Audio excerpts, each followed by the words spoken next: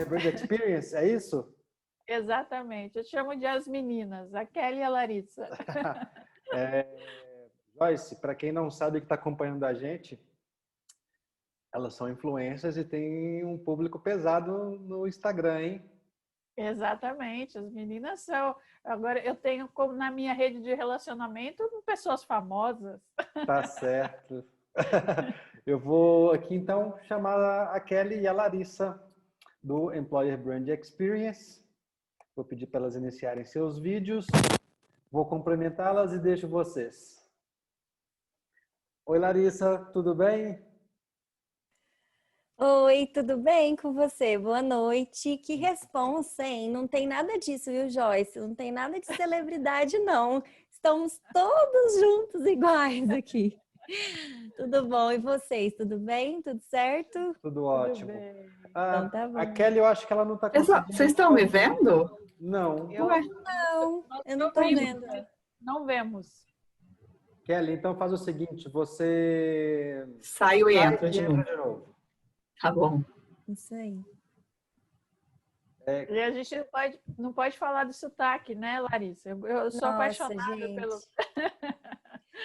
Eu tenho sotaque de muita, vocês. na empresa que eu trabalho tem muita gente de São Paulo. Eu tento dar uma engambelada, mas não adianta, né? O sotaque mineiro não tem jeito, né? É muito característico. Eu também sou mineiro, né? E não tem que esconder, não. Quando eu estou em reunião em São Paulo, o pessoal, você é de Minas, sua característica, né, sotaque. Aí quando eu vou lá em Minas, você é de onde? Eu falei assim, não é possível. Tá perdendo a identidade, Ronaldo? Não é possível, não é possível. Há quanto tempo você está em São Paulo, Ronaldo? Eu estou em São Paulo desde 2009.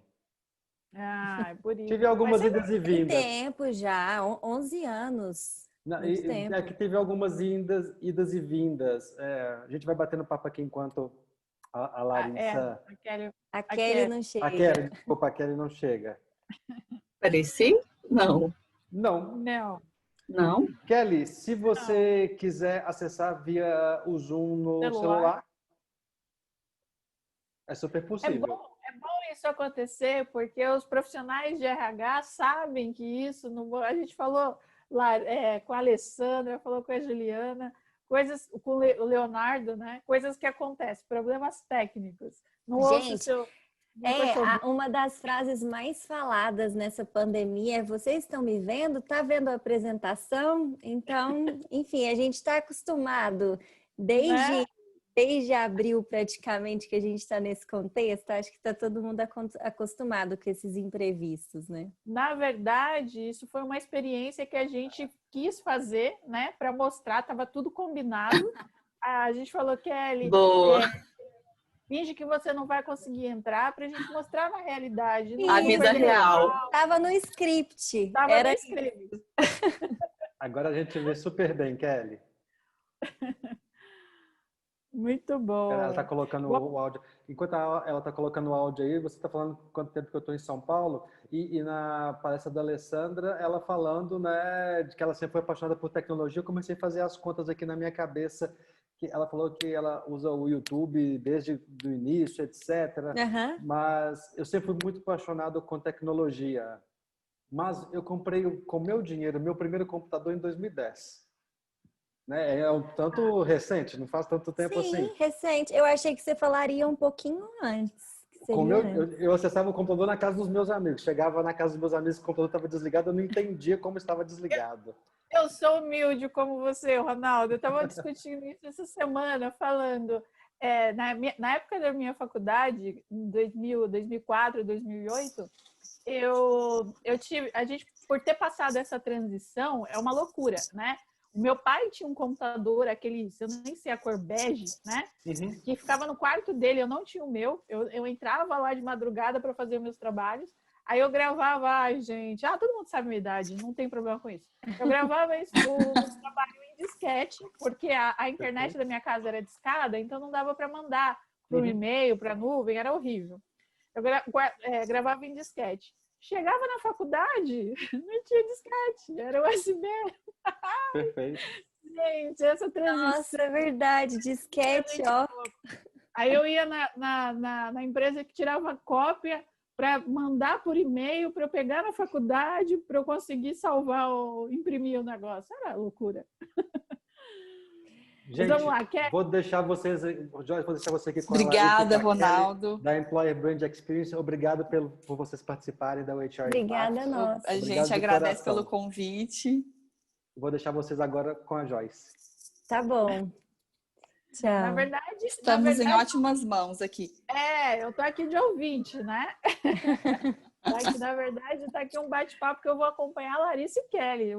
Ó, aqui Pode é entrar no bate-papo, tá? Pode tá entrar bom. também. A gente está em casa aqui. E primeiro a gente queria agradecer muito o convite, né? Eu acho que eu conheço a Job Convo aí já tem uns 5 anos. E eu não comentei com o Ronaldo, mas assim, eu acho que algumas pessoas tiveram essa experiência. A primeira vez que eu vi uma possibilidade de fazer entrevista por vídeo ou gravar uma entrevista numa ferramenta, num sistema, foi da Job Convo, e eu fiquei muito assim, né? Eu que sou de RH, eu falei, mas eu trabalhei em RH há 16 anos, e foi um marco, né? Falei, gente, as coisas estão mudando, né? Assim, as experiências dos candidatos vão mudar, a gente vai conseguir fazer onboarding diferente, foi tudo junto, assim. Então, isso é muito legal estar aqui agora, depois de, né, esse tempo aí, falando com vocês, tá? Bacana. E... Bom, meninas, aqui é de vocês. Pode comandar, então. Vocês estão mais acostumadas disso do que eu, porque vocês são famosas, né? Meu Deus. Quem dera. Tá bom, então, vamos começar. O Kelly, acho que a gente pode começar se apresentando, né? Não sei se é todo mundo que conhece a gente, então, quer começar a falar? Eu falei que eu sou original aí de RH, né? Tem muita gente que passa por outras empresas. Eu comecei minha carreira em RH e passei por algumas empresas sempre como generalista, então não consegui, né, a indecisão aqui, não consegui fazer escolhas e acabei me enveredando aí por uma carreira mais gerencial, quando a gente fala de ter equipe, ou de business partner também, que acaba conhecendo um pouco de tudo. E há dois anos me apaixonei pelo tema de Employer Branding e aí, junto com a Larissa, a gente criou um Instagram, né, que é o Instagram Employer Branding Experience. E isso faz com que a gente esteja próximo de várias empresas, de várias pessoas de RH, né, conversando com as pessoas para entender o que está acontecendo nas empresas, o que elas estão implementando, o que tem de novo, né? E é isso que a gente faz aqui, isso que a gente gosta de fazer, de curar conteúdo, de ir atrás de conteúdo para trazer para as pessoas.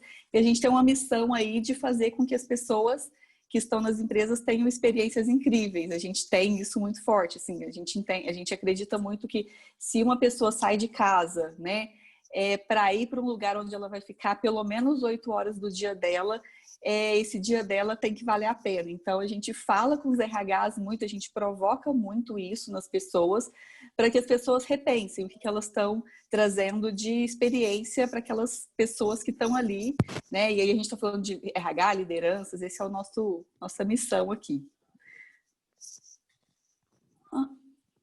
Não estou te ouvindo. Vamos usar a frase "não estamos te ouvindo".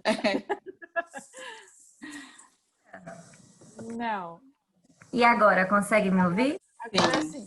Então tá. Eu falei que a Kelly tá com vontade de aglomerar, porque ela falou que as pessoas saem de casa para ficar 8 horas no trabalho. Não mais, né? O meu mindset ainda não consegui mudar isso no meu mindset. Para mim, as pessoas precisam estar juntas. Bom, como a Kelly também eu sou profissional de RH raiz, né? Então, praticamente também comecei minha carreira dentro de recursos humanos. Tenho 9 anos aí de experiência na área. Hoje estou trabalhando dentro da Zup Innovation, que é um braço do Itaú, né? Uma empresa de tecnologia, e lidero lá um time de business partner. E além disso, a gente tem esse desafio que a gente toca junto, né? Que é o nosso Instagram, que a gente fala de Employer Branding, Employee Experience, a gente fala de diversos outros assuntos aí relacionados também a recursos humanos. Então é isso, assim, nos apresentando de forma bem breve. é fazer com que o momento seja um bate-papo mesmo. A gente vai falar sobre jornada do colaborador, né? A Kelly vai falar um pouco mais sobre candidate experience, eu vou trazer uma visão de employee experience, então vai ser uma troca mesmo, falando sobre esses temas. E aí, para começar, eu vi que a Juliana já falou sobre, e eu acho que a gente pode trazer também um pouquinho a nossa visão sobre isso. O quanto a gente está inserido dentro de um contexto que está sendo novo para todo mundo, né? Então, além de todas as mudanças que a gente já estava vivenciando nessa era de transformação, nessa era digital, a gente vê com a chegada, né, infelizmente, da Covid, a gente viu uma aceleração de diversas coisas, principalmente das organizações, né? Mudança de estilo de trabalho, aceleração de determinados processos que antes eram mais manuais e agora passaram a ser automatizados, e toda essa mudança de contexto impactou também algumas estratégias de RH, né? Então, o RH teve, conforme também todas as outras áreas, que acompanhar esse contexto, né? Então, eu quero que a Kelly fale um pouquinho de como que está sendo essa nova jornada, né, do candidato em si depois do Covid, depois da vinda do Covid, né, que normalmente as pessoas falam que esse momento mudou muito, né, tudo isso. Então, Kelly, traz um pouco da sua visão em termos de candidate experience, o que as empresas têm feito, o que as empresas têm alterado nesse processo. Depois tem outras perguntinhas para te fazer e depois eu vou falar sobre também o contexto dentro de employee experience. Legal. É engraçado porque tudo aconteceu muito rápido e eu acho que a gente ficou muito nessa coisa assim, agora eu tô home office, será que as empresas, depois que isso tudo passar, volta tudo para o normal? A gente vai ter um novo normal? As empresas vão ter essa flexibilidade ou é só nesse momento e depois elas vão entender que as pessoas não foram produtivas e a gente vai voltar para o momento? O home office, eu posso considerar esse home office como um benefício, como uma proposta de valor, né? Quando eu falo que eu vou vender isso como um diferencial da minha marca empregadora. E a gente percebe que isso, a resposta está sendo respondida, né? Eu acho que a gente tem uma resposta aí que a gente não consegue colocar isso mais no EVP, porque virou não é diferencial mais de ninguém, é uma realidade, né? Então, o que as empresas vinham aí trabalhando a flexibilidade como um diferencial, isso ela vai ter que ter outros diferenciais, porque isso é uma condição. As pessoas vão falar, não tem, não quero. Ou, ok, isso faz sentido para o que eu acredito. E lógico que vão ter pessoas que vão acreditar nisso.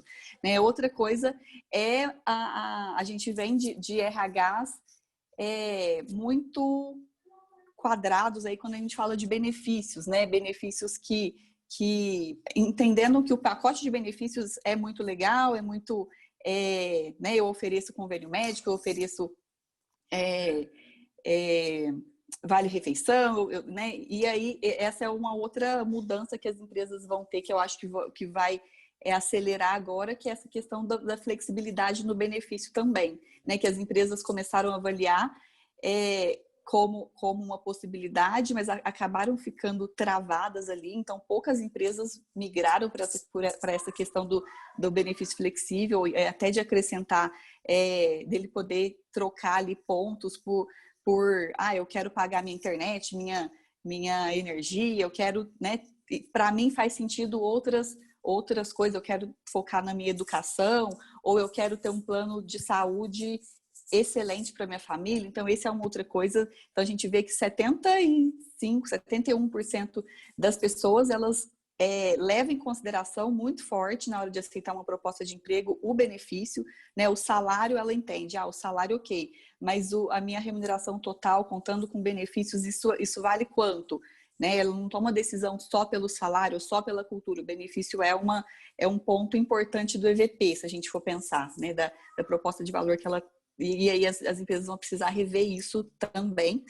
E outra coisa é a disputa por talentos, que a gente já vem conversando, eu acho que, sei lá, uns 10 anos atrás, a gente já vem falando que essa guerra de talentos começaria, ela já começou há um tempo, principalmente com a disputa aí entre as empresas de TI, esses profissionais raros que as empresas disputam. E agora isso fica mais evidente, mais forte, porque esse profissional que antes ele estava aqui em Uberlândia, né, e eu tinha a Zup e a Algar aqui disputando talvez um candidato, agora eu tenho essas empresas disputando candidatos do mundo, né? Eu posso contratar uma pessoa que está em outro país. Essa semana mesmo, onde eu trabalho, a gente contratou uma pessoa para compliance, que ela está na Suíça, e eu não sei quando ela vem para o Brasil, ela vem, mas ela está trabalhando, mesmo confuso, a gente se adaptou numa empresa que eu não comentei, mas eu trabalho numa indústria, né, numa empresa que vai ser uma indústria que a gente pode falar que é tradicional e já está aberta para isso. Então, os profissionais vão ser cada vez mais disputados, né? Cada vez mais, eles vão ter cada vez mais poder na mão deles. Então, acho que esse é um contexto bem importante para a gente levar em consideração. E aí, quando a gente fala disso, a gente fala, então eu vou contratar, faz sentido eu colocar a minha estratégia eu focar minha estratégia de contratação de pessoas. Se a gente for pensar, contratação de pessoas e desenvolvimento de pessoas virou um problema da empresa, não é um problema mais do RH, não é uma prioridade mais do RH, é uma prioridade da empresa, né? As pessoas entenderam, as empresas entenderam que elas só fazem produtos, elas só têm inovação, elas só têm criatividade com as pessoas. Então, isso é uma coisa que muda também no mindset, né, da liderança, deixa de ser RH e passa a tá num contexto muito mais amplo. E aí a gente começa a pensar muito forte na marca empregadora, né, na reputação que a minha empresa tem, no brand awareness, que é como é que eu faço a minha empresa ser conhecida para criar o desejo das pessoas de estarem na minha empresa. Então, acho que a Jobcom foi muito feliz de trazer tantos cases incríveis, porque se a gente olhar só para a realidade dos cases que a gente viu aqui, a gente vai pensar, tá tudo lindo, né? Mas isso a gente está falando da minoria das empresas que conseguem focar no inbound, em ter a sua persona mapeada, né? De entender. Eu até estava lembrando, né? Quando a gente fala de persona mesmo. Há uns anos atrás, e aí eu posso falar que uns 10 anos atrás, a gente já na empresa focava em entender quais eram as características das minhas pessoas, né? Quais eram as características dos meus melhores, dos meus top performances, das melhores pessoas que eu tinha ali. E o que eu levava em consideração para definir esse perfil? Eu olhava muito a questões demográficas, muito questões de comportamento, né, a gente contratava uma pessoa de estatística para fazer nessas correlações entre as informações. E hoje a gente já olha muito mais, quando eu falo, né, como é que o marketing vai me ajudar aqui, porque também RH não é muito bom nesse negócio, mas como é que a gente vai usar esse conhecimento do marketing, de definir a minha persona sabendo onde que está, né, esses meus melhores funcionários, onde que eles buscam emprego, né, quais são as redes sociais que eles estão, né, o que eles comentam na rede social, o que eles gostam, quais são os sonhos, quais são as ambições, o que eles valorizam numa empresa, né, muito mais focado nisso. E aí a gente vai pro inbound, né, que é chegar nessas pessoas, saber onde essas pessoas que gostam, que têm essas características, que gostam disso que a gente está falando, que os meus top performers têm, para eu criar um relacionamento com ele. E aí eu fico só pensando nessas coisas assim, eu falo, gente, aquela empresa, ela fala que ela tem um time de employer branding, um time de inbound recruiting, e eu nunca vi nada, nenhuma propaganda dessa empresa, eu nunca vi nada. Como que é isso? Depois eu paro para pensar, gente, eu não sou público-alvo dessa empresa. Sei lá, é uma empresa que está buscando profissionais de TI, ela quer conversar com aquele público, ou é uma empresa que tem um público de medicina, né, de médicos e da área da saúde. Então, o tanto que essa empresa consegue ser assertiva, de focar naquelas pessoas que ela quer atrair, de focar, de ter um relacionamento, de saber onde eles estão e conversar com eles, esquecendo todo o resto, né? E essa é uma diferença quando a gente fala a gente vai lá e busca no marketing, a gente busca né, essa coisa do inbound aí. Mas se a gente for comparar o marketing, ele quer conversar com muitas pessoas, ele quer falar, mesmo que seja uma marca muito elitizada, mas ele quer criar desejo, ele quer né, criar essa coisa do diferencial para as pessoas. Agora, a gente de RH, a gente tem que entender que a gente tem quantas vagas? Sei lá, 100 vagas por mês é muito, né? Mas eu não preciso de todas as pessoas do mundo, eu não preciso agradar todas as pessoas do mundo, eu não preciso ser boa para todas as pessoas do mundo, eu preciso ser boa e ter uma cultura, né, ter os benefícios, ter o que aquele meu grupo de pessoas que eu quero atrair valorizam. Só que isso, quantas pessoas estão avançadas nisso, né? Quantas pessoas estão fazendo isso da forma como tem que ser feita? Pouquíssimas. Então, a gente até chama isso de tendência, porque é uma coisa que poucas estão fazendo, tem resultado, mas as empresas ainda não sabem como fazer isso. Não sei se eu te respondi. Era isso que eu ia pegar um gancho com isso que você está falando. Você falou de inbound, enfim. O que você vê que as empresas hoje estão fazendo para atrair talentos, né?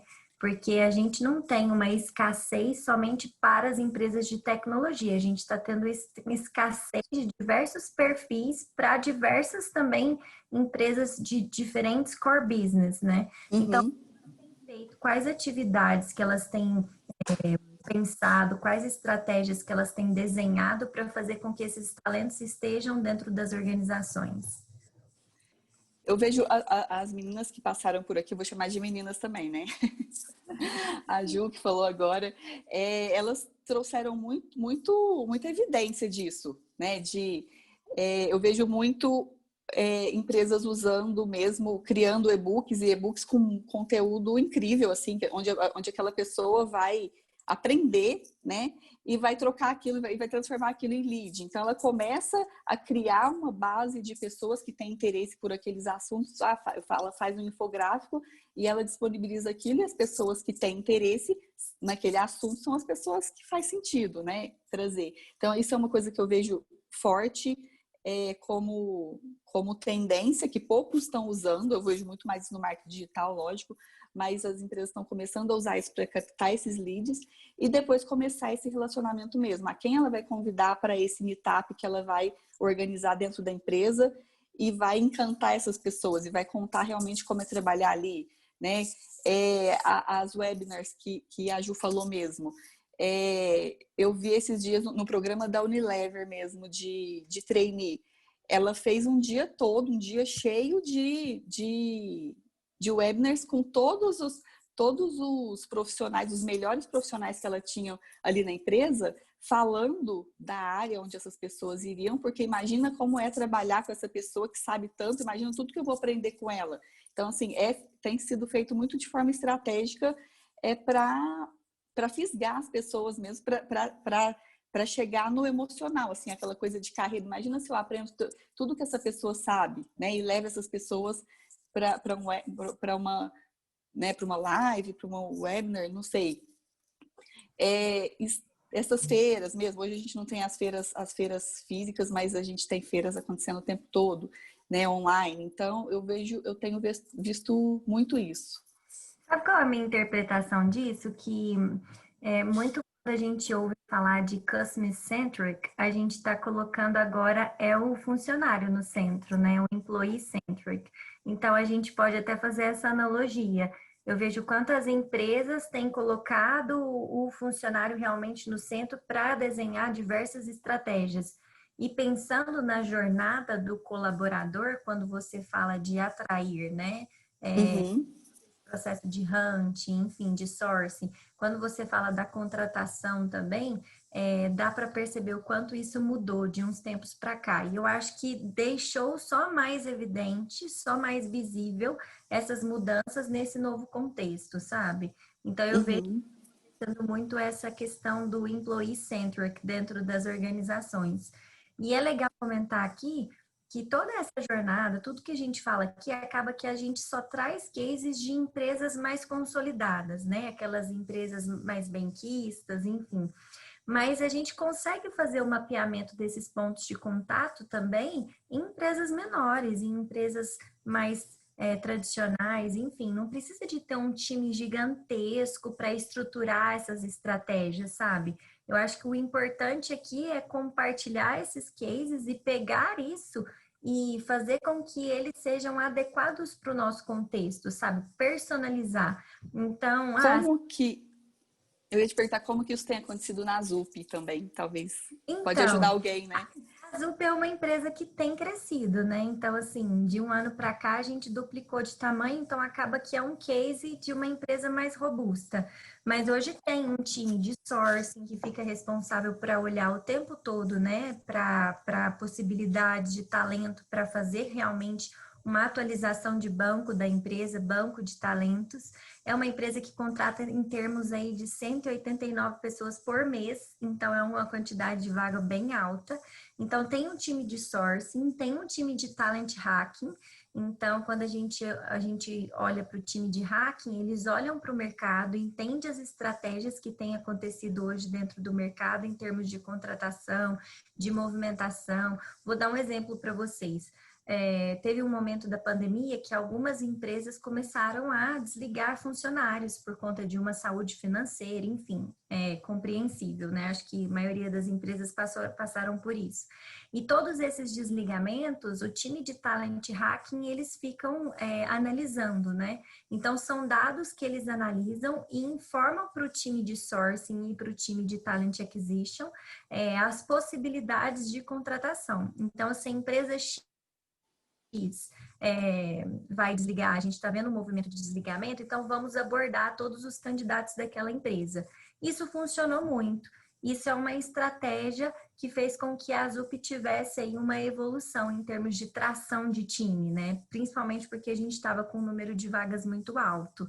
Então, eu vejo isso acontecendo lá dentro da empresa e voltando dentro daquele contexto que eu estava falando aqui, eu acho importante, mesmo se for um time pequeno, porque quando eu falo, por exemplo, de um time de hacking, de um time de sourcing e de um time de talent acquisition, a gente está falando aí de praticamente de 50 pessoas. 50 pessoas dentro de um time de contratação é muita gente, né?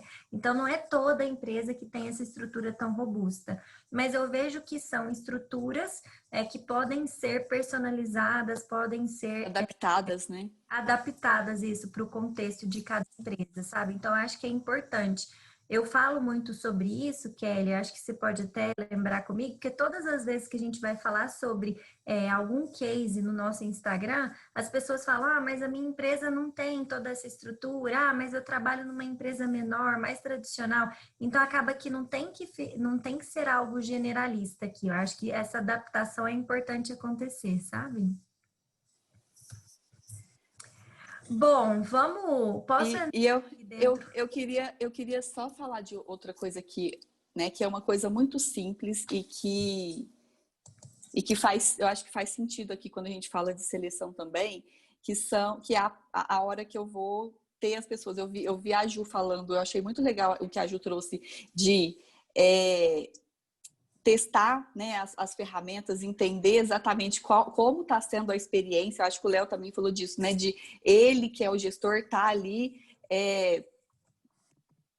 passando por todas as etapas que o candidato passa, a importância de a gente, que é de RH, ter essa experiência para a gente entender, porque eu acho que a gente tem uma visão muito romântica dos processos, a gente desenha os processos como se fossem os processos ideais, os modelos ideais, e na verdade a gente subestima, né? Quando a gente fala, isso aqui é só preencher esse formulário aqui, é tão simples, e ele faz isso aqui em meia hora. E se eu for parar para preencher isso, se eu for parar para fazer isso aqui, quanto tempo que eu vou gastar? Quanto tempo que ele gasta na realidade para fazer isso? Como é que eu consigo simplificar essa experiência dele? Né? Porque a gente fala assim, as pessoas estão procurando emprego, as pessoas têm que aceitar o meu processo do jeito que ela é, porque tá passando de bom, né? Tá pegando bonde, não, esqueci o nome da palavra.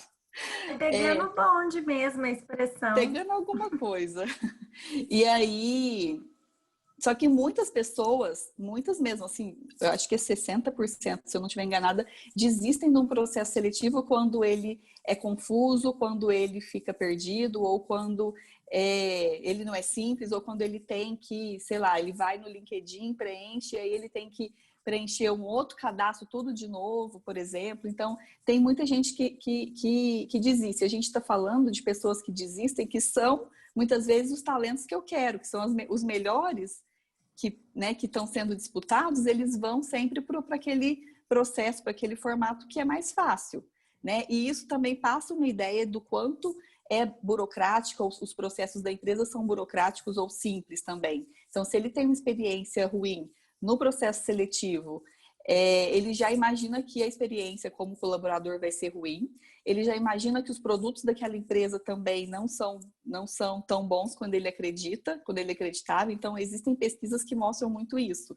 né? E aí, eu estava pensando num processo que eu estava vivendo, que eu vivi ontem, que o gestor mandou a descrição de cargo, ele falou assim, eu preciso contratar um cargo que ele nunca contratou antes.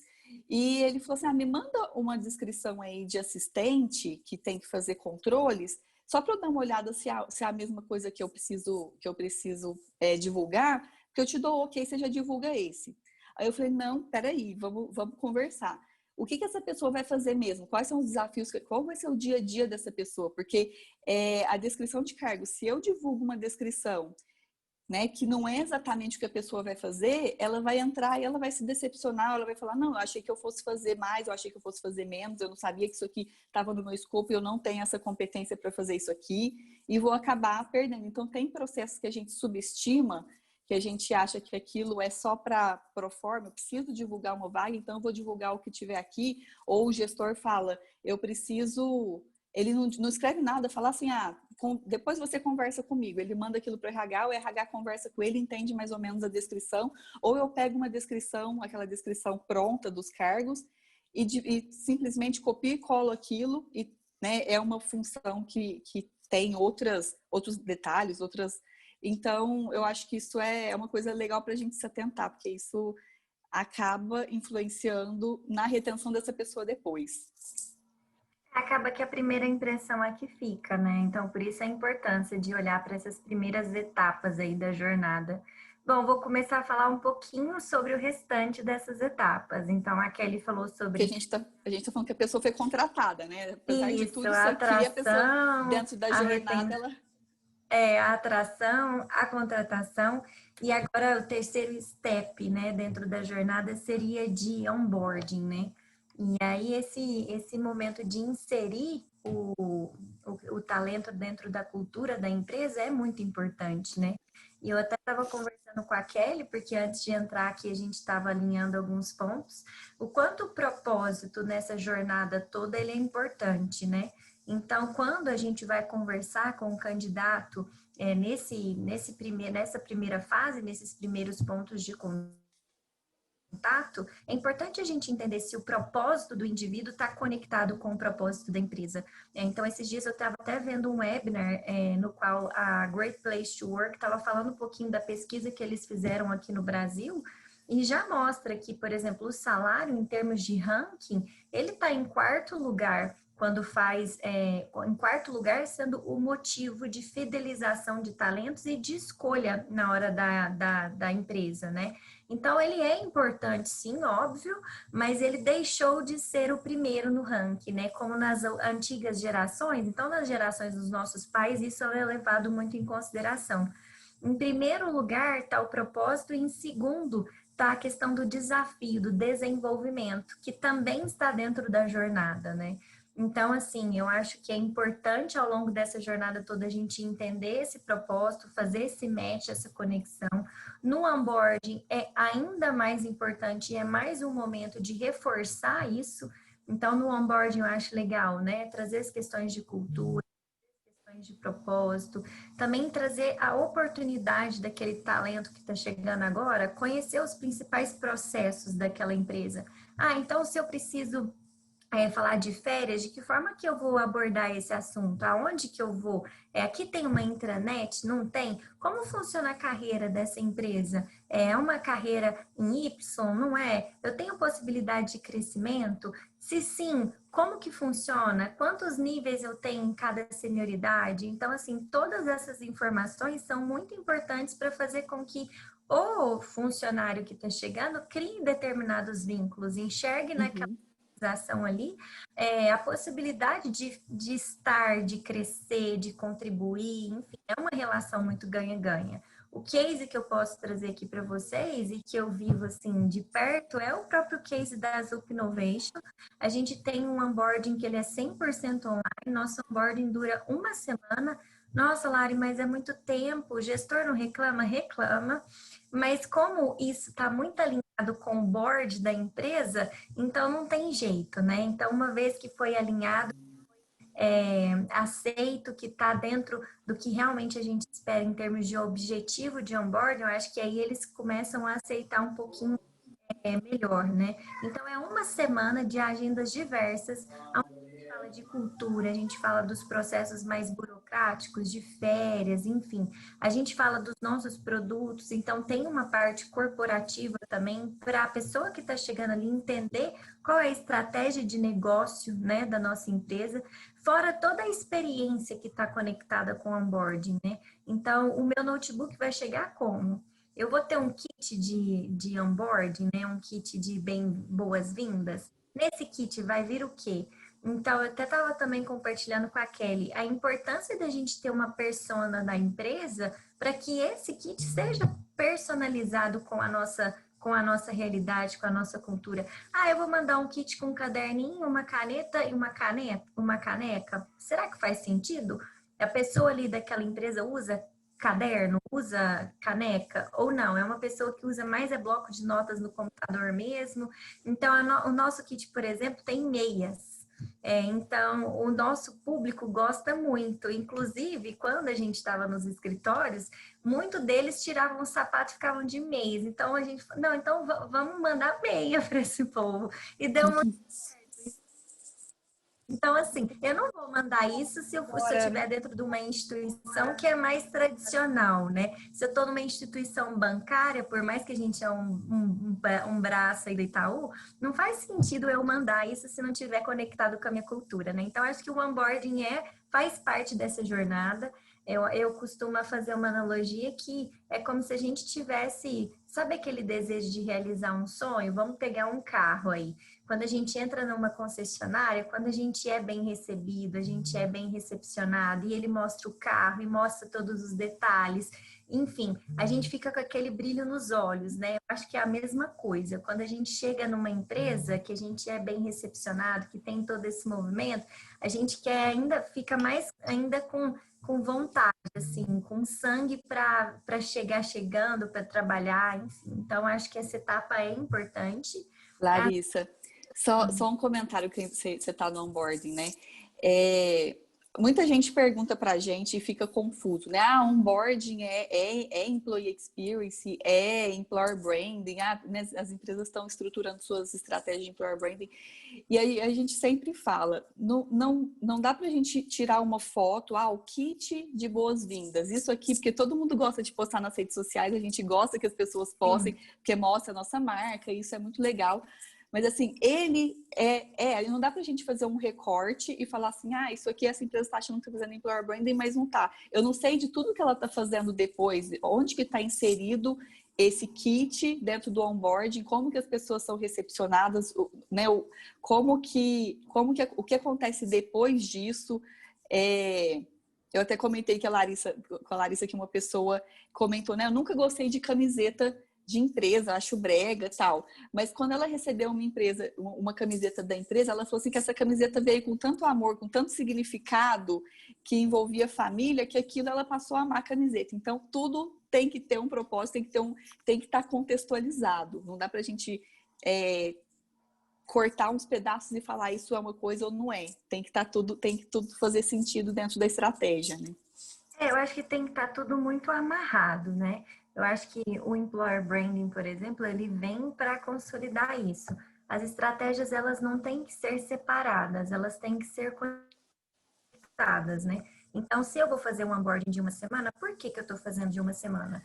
Com qual intuito? Se eu vou mandar, por exemplo, meias, caneca, camiseta, por que que eu estou mandando isso? As pessoas usam, não usam? Com qual intuito? É para reforçar qual pilar da minha cultura, por exemplo. Então, eu acho que são roldanas que estão sempre conectadas aí. Eu acho que uma faz a outra funcionar, entendeu? Mas quando a gente fala de jornada, continuando esse processo, ontem, até compartilhando aqui com vocês, eu estava fazendo um curso da Conquer sobre liderança. E aí até trouxeram uma jornada mais personalizada. Então, depois dessa questão do onboarding, eles trouxeram o engajar, que normalmente quando a gente pega a jornada em si, a gente não vê. E esse engajar, ele está muito conectado com a construção da estratégia junto com o propósito. Mais uma vez, reforçando isso, né? Da importância da gente conectar um propósito em todas essas etapas, né? Esses pontos de contato. Mas voltando para tradicional aí, para a jornada em si, depois disso a gente tem o desenvolver, tem o reconhecer, e eu acho que isso é muito importante, né? Quando a gente fala de desenvolvimento, eu estava até lendo uma pesquisa da Salesforce, que eles falaram um pouquinho sobre esse novo contexto, né? E aí as pessoas estavam falando que 70% da pesquisa, em torno de mais ou menos umas 2.000 pessoas foram entrevistadas, falavam que o home office para elas tinham que virar uma norma. Então, antes, quando o home office era considerado um benefício, era diferente, mas agora o remoto, ele está praticamente, o trabalho em qualquer lugar, né? O work for anywhere, ele está se consolidando cada vez mais. E isso tem feito com que as empresas mudassem também um pouco as habilidades que estão sendo desenvolvidas. A gente já tinha visto uma evolução em relação a isso, e agora a gente vê ainda mais, né? Porque antes a gente era muito preocupado em desenvolver habilidades técnicas. Então, eu sou um desenvolvedor, eu preciso aprender uma linguagem Java, por exemplo. Mas agora a gente está mais preocupado ainda em desenvolver habilidades softs, né? Então, eu tenho que ser uma pessoa com uma habilidade de inteligência emocional, porque eu estou dentro de um contexto muito diferente. Eu trabalho com meu filho do lado, meu marido está aqui também. Ao mesmo tempo trabalhando, eu preciso de fazer um almoço, eu preciso de cuidar da minha criança. Então, eu tenho que fazer toda essa organização e às vezes ter inteligência emocional para equilibrar todos esses pratos não é fácil. Então, eles estão preocupando com isso. Preocupam com a questão da empatia, que parece ser... É engraçado a gente falar sobre empatia, desenvolver empatia. Todo mundo acha que empatia é uma habilidade inata. E não é uma habilidade que pode ser desenvolvida. A gente não nasce empático, a gente vai se tornando empático conforme algumas coisas vão acontecendo na nossa vida, né?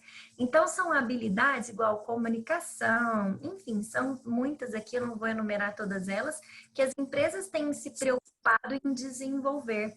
E isso faz parte dessa jornada, sabe? E isso também está conectado com essas outras estratégias. Então, vamos supor, eu mandando um kit de boas-vindas, será que isso não está mostrando para o meu funcionário que é uma empresa empática? Será que eu colocando dentro dos meus benefícios uma terapia online? Será que eu colocando uma yoga? Será que eu fazendo uma ginástica laboral, proporcionando isso de forma remota? Não mostra também para o meu funcionário que existe uma empatia? Será que eu repensando nessa quantidade de reuniões, nesse ritmo tão acelerado que a gente tem vivido nesse contexto, será que também não mostra isso? Então, eu acho que a gente passa a conectar essas soft skills, vamos colocar assim, com também as estratégias organizacionais, né? Então, acho que é uma etapa importante. Eu acho que é uma responsabilidade que passa a ser compartilhada, né? Porque antes ficava muito de uma responsabilidade da organização e agora o funcionário, ele é protagonista dessa carreira, dessa evolução. Pelo menos dentro da ZUP, por exemplo, a gente coloca ele no centro e a gente dá esse recado bem no primeiro dia, tipo, você é o protagonista, tá aqui as ferramentas e mais ou menos se vire. Óbvio que tem toda uma estrutura de apoio, mas ele é o grande protagonista nisso. Então, eu acho que quando a gente fala de desenvolvimento, a gente pode trazer essas atualizações em relação ao contexto que a gente está inserido. E para encerrar, em termos de jornada, falando aí sobre reconhecimento e depois offboarding, né, que é o desligamento, quando a gente fala de reconhecimento, isso também tem sido muito, tem sido um assunto em pauta, né? Porque reconhecer, como eu reconheço um funcionário que está trabalhando home office, como eu faço essa gestão de entrega, essa gestão de atividade, ele tem se performado? A performance dele aumentou, não aumentou? Quando a gente olha para esse cenário, incrivelmente, trabalhando em casa, mesmo dentro desse contexto caótico, né, para as pessoas que convivem em família, né, que não moram sozinhos, as pessoas se tornaram mais produtivas, 12% mais produtivas, né? Isso foi muito bom para as empresas, porque quando a gente olha para o empregador, houve uma diminuição de custo quando a gente fala de espaço físico, né? E quando a gente olha para o empregado, houve um aumento de qualidade de vida nisso aí. Mas quando a gente olha para reconhecer, como eu vou reconhecer esse funcionário, né? Então, o reconhecimento, ele também mudou um pouco. Ele não é somente um reconhecimento financeiro, ele passa a ser um reconhecimento público, um reconhecimento com experiência. Então, assim, é sempre muito pautado nos subsistemas de RH, que eu não vou entrar aqui, que eu acho que é muito conhecido pela maioria, né? Que é a avaliação de desempenho, 360, o one-on-one, o famoso feedback, o famoso tradicional feedback. Então, tudo isso são... Que não acontece, né? Tudo isso são fatores que reunidos mune o gestor para entender se aquele funcionário ele está ou não se performando bem, indo bem, né? Então, os reconhecimentos também têm sido muito atrelados a esse tipo de análise. E aí, analisar não somente as competências técnicas, mas comportamentais também. A gente tem sentido muito isso. Quando a gente vai fazer a análise, por exemplo, dos nossos funcionários dentro da ZUP, onde a gente avalia 4 competências cross para todos os papéis, independente de qual área, quando a gente olha para nível técnico, tá lá super bom, performance super bom, mas quando a gente chega nas mais comportamentais, trabalho em equipe, liderança, a gente vê que tem vários critérios que estão em desenvolvimento. E será que isso não está conectado com essas competências que precisam ser desenvolvidas nesse desenvolver que eu falei, dessas soft skills? Então, eu acho que está tudo muito amarrado. E mesmo quando depois de tudo que a gente falou, né, de todo esse encantamento, de todas essas estratégias que as empresas pensam, mesmo depois de tudo isso, se no final a gente vê que o talento quer sair, seja por uma oportunidade de mercado, seja por um desafio que é mais aderente à ambição de carreira que ele tem, seja por qualquer motivo, a gente tem que proporcionar uma saída gostosa, uma experiência gostosa. Eu não esqueço, Joyce e Kelly, do dia que eu entrei na ZUP e que o CEO falou assim, tinha uma semana de casa que eu tinha, ele falou assim, eu não quero que a experiência seja boa somente para as pessoas que estão aqui, mas eu quero que a experiência seja incrível para as pessoas que estão indo embora. Então, assim, eu nunca tinha pensado nas minhas outras experiências, o quanto era importante a gente pensar nesse desligamento. E aí a gente põe esse desligamento não com uma conotação negativa, põe uma conotação positiva. É um desligamento para talvez alcançar novos voos, talvez a pessoa está saindo feliz, ela não tem um sentimento ruim, né? E o quanto é gostoso quando a gente sai, olha para trás e fala, deixei um legado, foi bom, foi bacana, sabe? Então, acho que a gente tem que pensar também nessas formas de desligamento. Só para vocês entenderem, vou expor aqui um pouquinho. A ZUP, ela tem um desligamento humanizado. Então, quando o desligamento parte por parte do empregador, da empresa, a gente tem alguns benefícios. Vou dar alguns exemplos aqui. A gente tem recolocação de mercado. então você está sendo desligado, a ZUP paga uma consultoria de recolocação para você.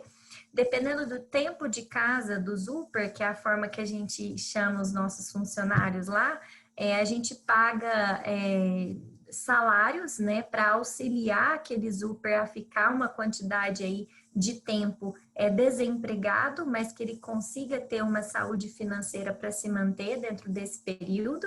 E a gente também proporciona uma extensão do plano de saúde, porque a gente sabe que a gente está num contexto complicado, né? Então, a gente estende esse plano de saúde por 6 meses.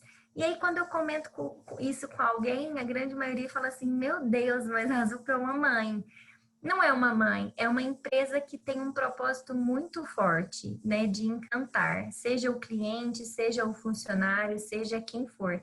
E a gente fala que um dos nossos propósitos, o nosso propósito é proporcionar um ambiente exponencial, de crescimento exponencial, seja para o nosso cliente, seja para o nosso funcionário. E se ele está saindo para crescer, quantas vezes foram os momentos que eu vi uma pessoa que era pleno saindo para ser sênior? Por que o meu propósito não está sendo alcançado? Se é de evolução, se é de crescimento exponencial, meu propósito foi alcançado. Eu desenvolvi aquele funcionário a ponto dele sair daqui pleno e ocupar no mercado uma posição de sênior. Então, assim, é muito legal. Eu acho que quando a gente pensa nessa jornada e a gente consegue estruturar, levando tudo em consideração, tudo que é muito importante, Employer Branding, Employee Experience, Candidate Experience, enfim, tem uma metodologia que está aí só para contribuir, né, com toda essa estruturação em termos de estratégia. Eu acho que a gente consegue alcançar, sim, muitos resultados. Em termos de faturamento, em termos de engajamento, em termos de percentual de felicidade do funcionário ali dentro, em termos de fidelização de talentos, de encantamento não só do funcionário, mas do cliente também. Oxe, o tanto que é importante você chegar dentro de uma empresa e ver que o funcionário está sendo bem tratado. Você tem até gosto de consumir o serviço, o produto daquela empresa. Então, assim, eu acho que está aí o grande ponto. Eu reforço, eu falei isso para a Kelly, a importância do propósito. Na nossa empresa isso é muito forte. Eu acho que é por conta disso que a gente consegue ter uma jornada assim tão conectada.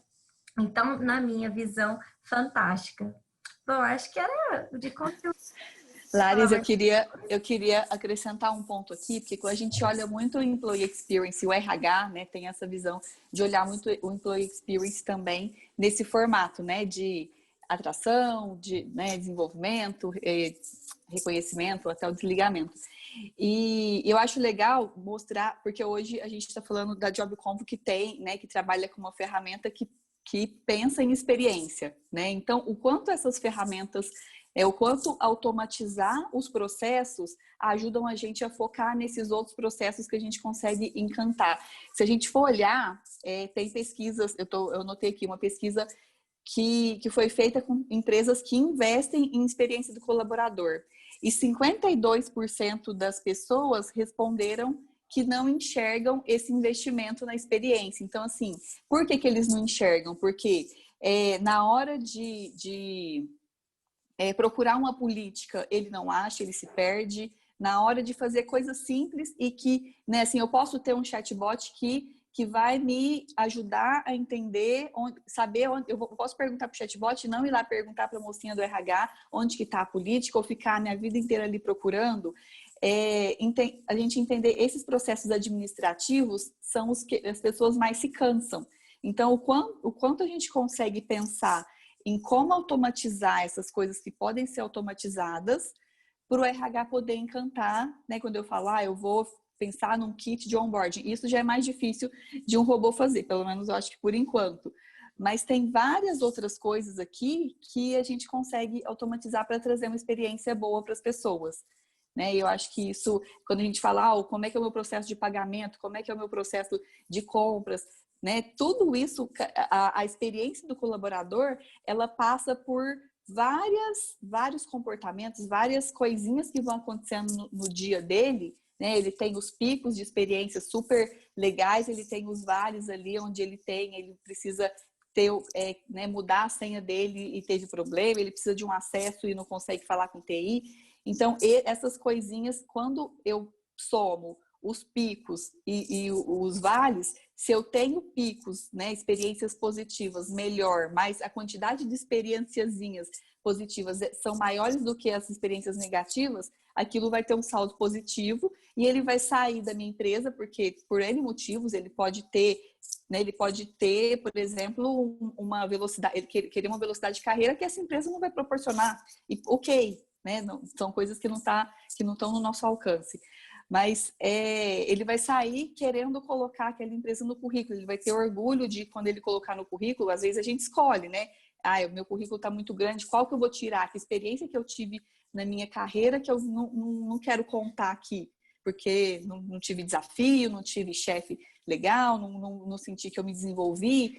Então, tudo isso faz parte da experiência, né? E hoje eu acho que a gente precisa trabalhar muito com as lideranças, porque elas são grandes responsáveis aí por essa experiência. Se o RH sozinho cria tudo isso que a Larissa falou e a liderança não está ali conversando no dia a dia, né? A gente recebe muita gente no Instagram, né?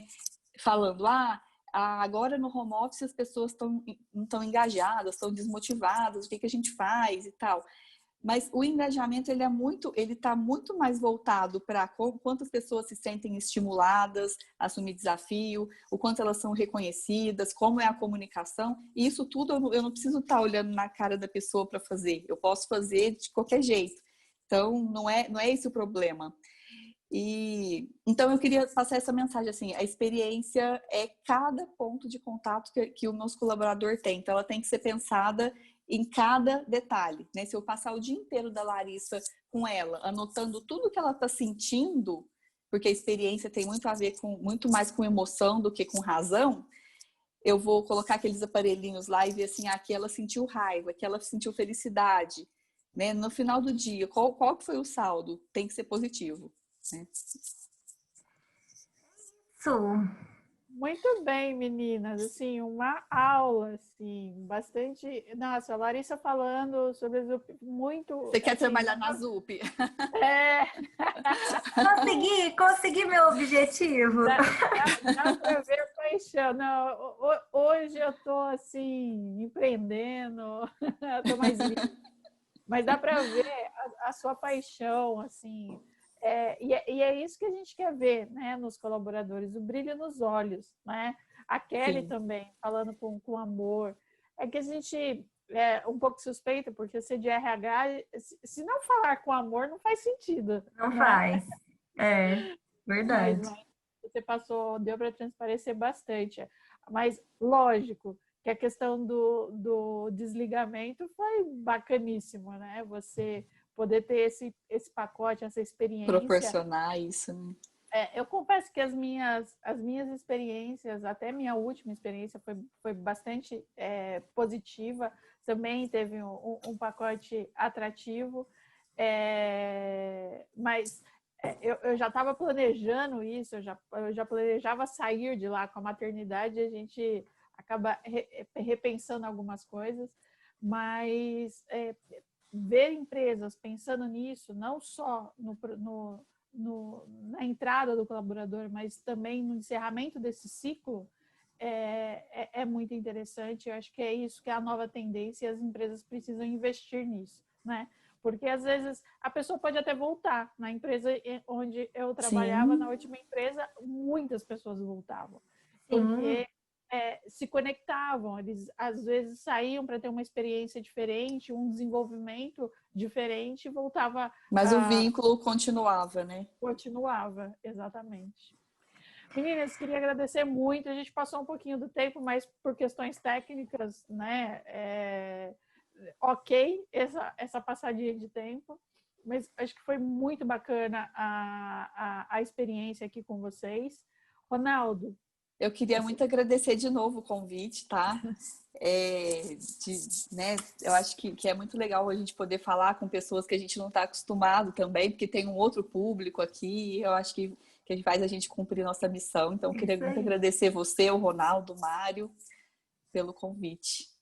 A gente que E agradece. que tenham vários outros eventos aí. Todo ano tem que ter evento agora. A Joyce vai fazer 3 por semestre. Só o primeiro.